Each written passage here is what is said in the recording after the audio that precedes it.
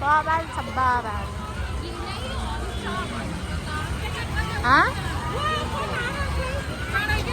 दिएन नामलाई त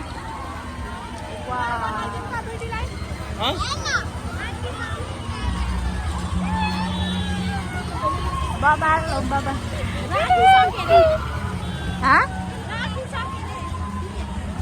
कसले